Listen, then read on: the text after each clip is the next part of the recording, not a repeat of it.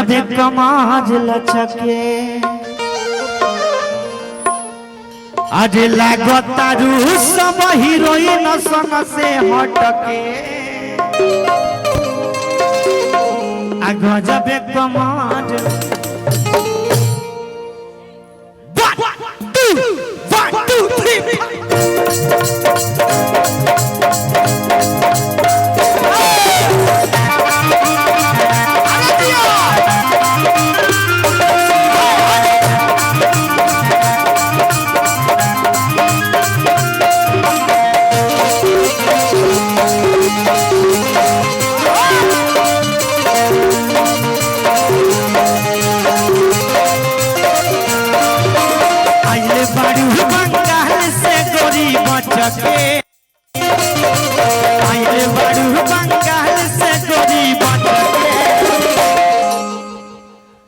आज की आइले बाड़ू बंगाल से गोरी बचके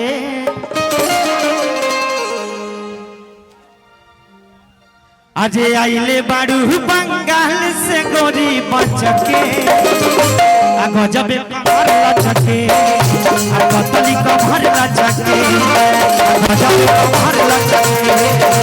आ पतली कमर लचके लागता रू सब हीरोइन सन से हटके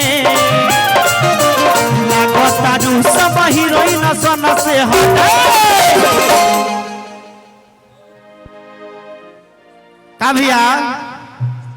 हाय ठीक लागत रे आई तमाम कैमरा लौकता हम अपना मीडिया ला भैया लोग से पूछे में ठीक लागत रे ठीक लागत रे काहे रहुआ लोग ला जाता नहीं कैमरा में रिकॉर्ड हो जाई ठीक लागत तरीका अरे लागता रू सब हीरोइन सन से हटके आ निमन लागे तो ताली के संग कहे कैसे आ देखी लागता रू सब हीरोइन सन से हटके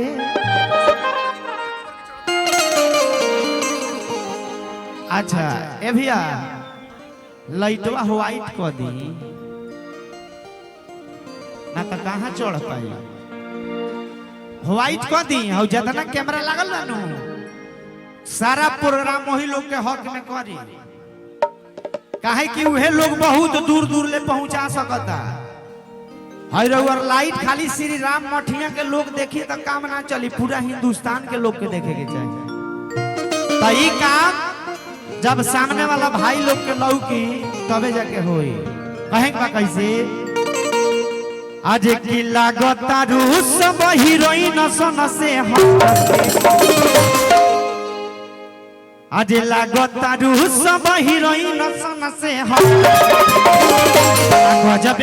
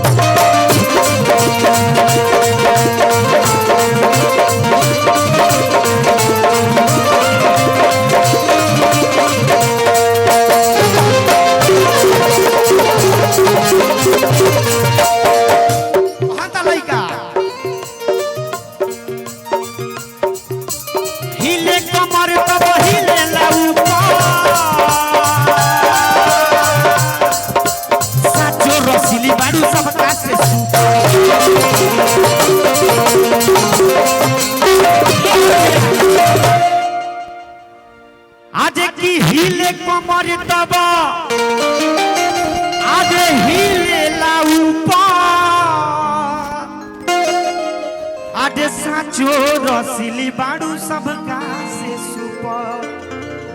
तने मारे तो जोर के झटका धीरे से अरे की हिले कमर तब हिले लाऊपा साचो रसीली बाड़ू सबका से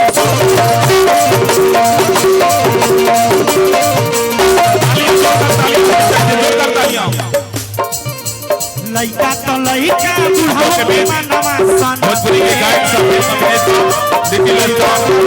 बुढ़ाओ के मनवा सन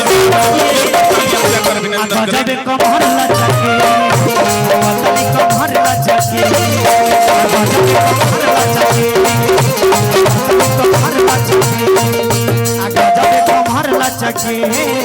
आ पतली कमर लचके भैया।